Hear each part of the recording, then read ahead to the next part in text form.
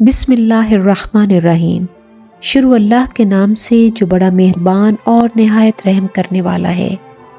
انا اعطیناک الکوثر فصلی لربک وانحر ان شانئک هو الابتر۔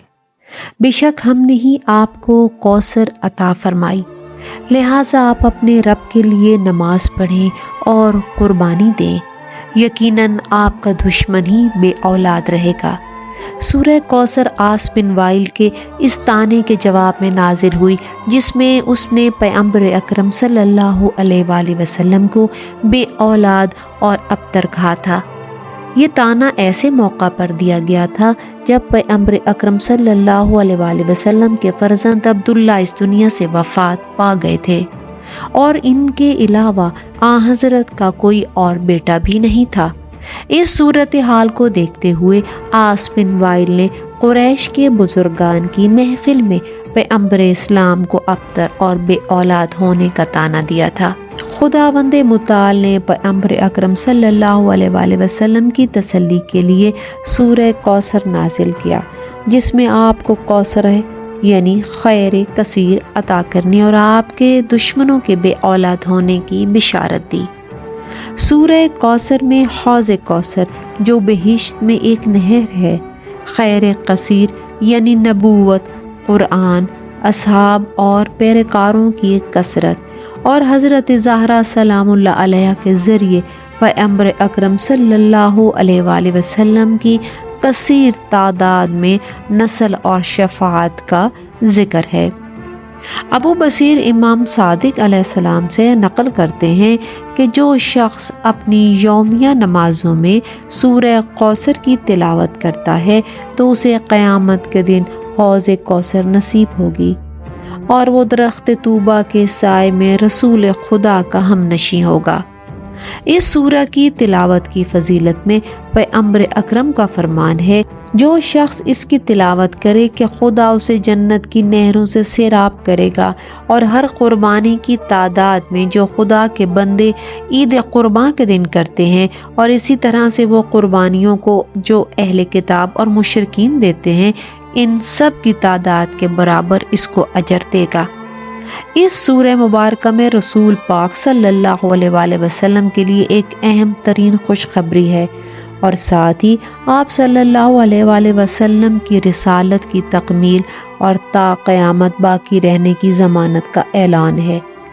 وہ ہے سورہ کوثر یعنی کہ خیر کثیر کی عنایت۔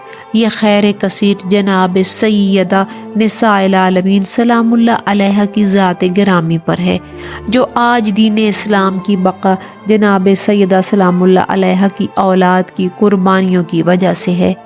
اور جب رسول پاک صلی اللہ علیہ وآلہ وسلم کی نرینہ اولاد میں سے حضرت قاسم اور حضرت عبداللہ کا بھی انتقال ہو گیا تو اس پر کفار قریش نے خوشیاں منانا شروع کر دیں۔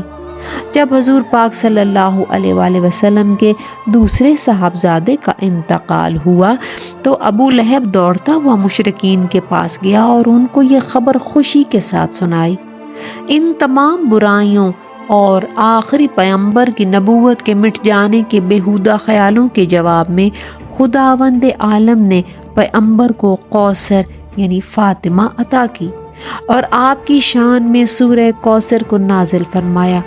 اگر اس سورہ کی تفسیر خیر کثیر بھی کی جائے تب بھی یہ سورہ حضرت فاطمہ الزہرا سلام اللہ علیہ کی ذات پر ثابت ہوگا، کیونکہ پیغمبر اسلام صلی اللہ علیہ وآلہ وسلم اور حضرت علی علیہ السلام کی نسل سے 11 امام حضرت زہرا سلام اللہ علیہ کے ہی بیٹے ہیں، اور حجت خدا حضرت امام مہدی اجل لہ فرج و شریف جو اللہ کے حکم سے اس جہان کو عدل و انصاف سے پر فرمائیں گے، وہ بھی آپ کے ہی بیٹے ہیں۔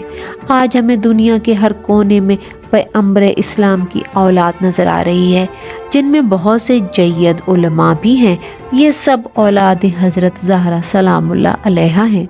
یہ خیر کثیر، یہ کوثر اور یہ پاک و پاکیزہ نسل قیامت تک اسی طرح جاری رہے گی۔ خدا کا شکر کہ پیغمبر کی نسل ہر روز بڑھتی جا رہی ہے۔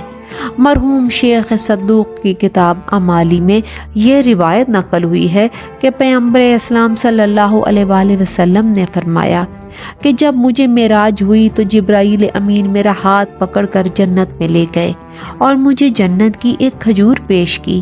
میں نے اسے کھایا اور وہ میرے سلب میں پہنچ کر نطفہ میں تبدیل ہو گئی اور اسی سے فاطمۃ الزہرا وجود میں آئیں، لہٰذا فاطمہ جنتی نور ہیں۔ میں جب جنت کی خوشبو کا مشتاق ہوتا ہوں تو فاطمہ کو سونگھ لیتا ہوں۔ پیغمبر اسلام صلی اللہ علیہ وآلہ وسلم جانتے تھے کہ میری نسل فقط فاطمہ کے ذریعے ہی آگے بڑھے گی، اس لیے وہ ان سے بے حد محبت کرتے تھے اور احتراماً آپ کو ام ابیہا کہہ کر خطاب فرماتے تھے۔ دنیا کے مختلف ملکوں میں حضرت فاطمۃ الزہرا سلام اللہ علیہا کی نسل سے سادات کثیر تعداد میں موجود ہیں۔ مثلاً ایران اور دیگر عربی ممالک کے علاوہ مغرب، تونس اور مراکش میں ادریس بن عبداللہ بن حسن نے ادریسیوں کی حکومت قائم کی جو اب بھی موجود ہے۔ انڈونیشیا میں حبشی اور علوی خاندان کثیر تعداد میں موجود ہیں۔ یمن میں امام حسن علیہ السلام اور امام حسین علیہ السلام کی نسل سے بہت سارے سادات موجود ہیں۔ مصر کے شہر اسوان میں جعفرہ کے نام سے ایک بہت بڑا قبیلہ ہے جو امام جعفر صادق علیہ السلام سے منسوب ہے۔ ہندوستان اور پاکستان میں بھی کثیر تعداد میں سادات موجود ہیں۔ تفسیر نمونہ کے مطابق اکثر شیعہ علماء نے کوثر کے مصداق کو حضرت فاطمہ قرار دیا ہے، کیونکہ اس سورہ میں ان اشخاص کا تذکرہ ہے جو پیغمبر اکرم صلی اللہ علیہ وآلہ وسلم کو بے اولاد اور ابتر سمجھتے تھے، حالانکہ آن حضرت کی اولاد آپ کی اکلوتی بیٹی حضرت فاطمہ کی نسل سے آگے بڑھی، جنہوں نے امامت جیسے عظیم عہدے کو سنبھال کر دین اسلام کی آبیاری کی، جس کی بنا پر آج اسلام کا یہ تنو من درخت پوری آب و تاب کے ساتھ اپنا سفر جاری رکھے ہوئے ہے۔ روایتوں میں آیا ہے کہ جو شخص اپنی واجب اور مستحب نمازوں میں اس سورہ کوثر کی تلاوت فرمائے گا وہ جنت میں حوض کوثر سے سیراب کیا جائے گا۔ ویڈیوز پسند آنے پر لائک اور سبسکرائب کریں اور بیل آئیکن کے بٹن کو لازمی پریس کر دیں تاکہ آنے والی تمام ویڈیوز آپ کو بر وقت موصول ہوتی رہیں۔